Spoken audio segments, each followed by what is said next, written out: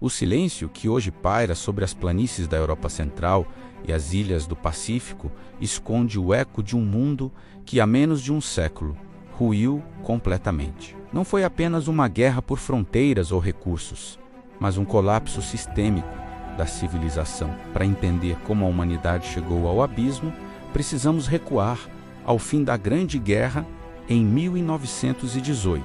O Tratado de Versalhes, desenhado para garantir a paz, acabou servindo como um fertilizante para o ressentimento. A Alemanha, humilhada economicamente e geograficamente retalhada, tornou-se o solo fértil para o surgimento do Partido Nazista. Sob a liderança de Adolf Hitler, o país iniciou um rearmamento clandestino, desafiando a Liga das Nações e testando a passividade das potências ocidentais, que temiam um novo conflito a qualquer custo. A política de apaziguamento de britânicos e franceses apenas alimentou a fera. Após a anexação da Áustria e a partilha da Tchecoslováquia, o mundo assistiu, em choque, à assinatura do Pacto Molotov-Ribbentrop. Em um movimento de puro pragmatismo sombrio, inimigos ideológicos, menos a Alemanha nazista e a União Soviética de Stalin, menos concordaram em não se agredir e em dividir a Polônia entre si. Em 1º de setembro de 1939, a invasão polonesa marcou o início formal do caos. A Blitzkrieg, ou Guerra Relâmpago, não era apenas uma tática, era uma revolução militar que combinava rádio, tanques Panzer e suporte aéreo da Luftwaffe para paralisar exércitos que ainda pensavam com a mentalidade das trincheiras de 1914. Em poucos meses, o mapa da Europa foi redesenhado. A queda da França em 1940 deixou o Reino Unido isolado, resistindo sob o comando de Winston Churchill, enquanto cidades como Londres eram marteladas pelo Blitz. Mas a ambição de Hitler não conhecia limites geográficos ou ideológicos. Em junho de 1941, ele lançou a Operação Barbarossa, a maior invasão terrestre da história, rompendo o pacto com Stalin e lançando milhões de soldados alemães nas profundezas do território soviético. A guerra deixava de ser uma campanha de conquista rápida para se tornar uma luta de aniquilação existencial, onde o inverno e a vastidão russa se provariam adversários tão letais quanto os tanques T-34, enquanto a Europa sangrava. O conflito se tornava verdadeiramente global. No Oriente, o Japão imperial buscava estabelecer a esfera de coprosperidade da Grande Ásia Oriental, expandindo-se pela China e pelo Sudeste Asiático em busca de petróleo e minérios. O ataque preventivo a Pearl Harbor, em 7 de dezembro de 1941, foi um erro estratégico monumental. Trouxe a capacidade industrial avassaladora dos Estados Unidos para o lado dos aliados. A partir desse momento, a guerra transformou-se em uma batalha de logística e produção.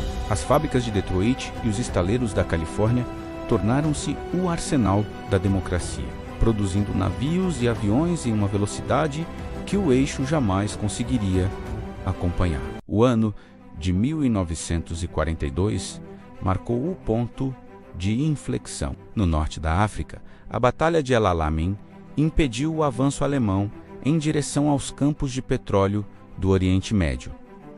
No Pacífico, a Batalha de Midway quebrou a espinha dorsal da marinha japonesa, mas foi em Stalingrado, nas margens do rio Volga, que o destino do Terceiro Reich foi selado.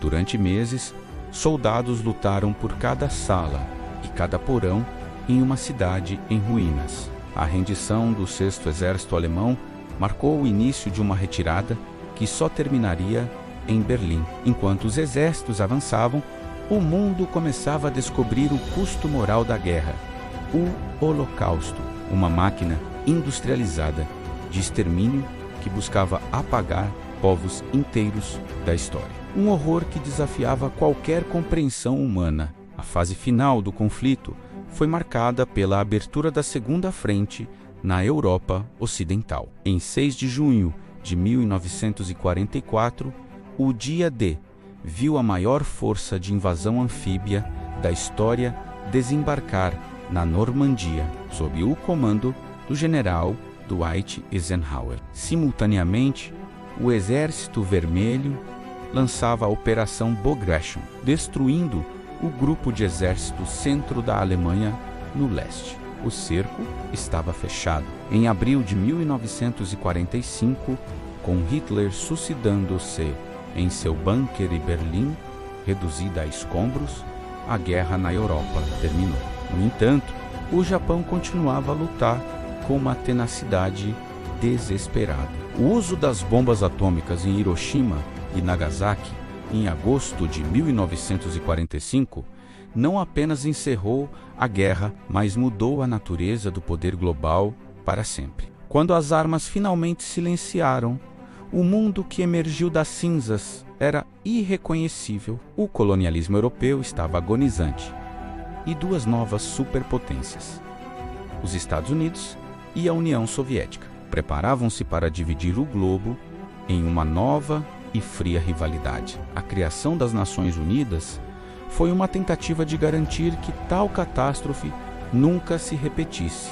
Hoje, ao olharmos para os registros históricos, não vemos apenas datas e movimentos de tropas. Vemos o lembrete de que a paz é um equilíbrio frágil e que o custo da negligência diante da tirania é medido em milhões de vidas perdidas para sempre na memória do século XX.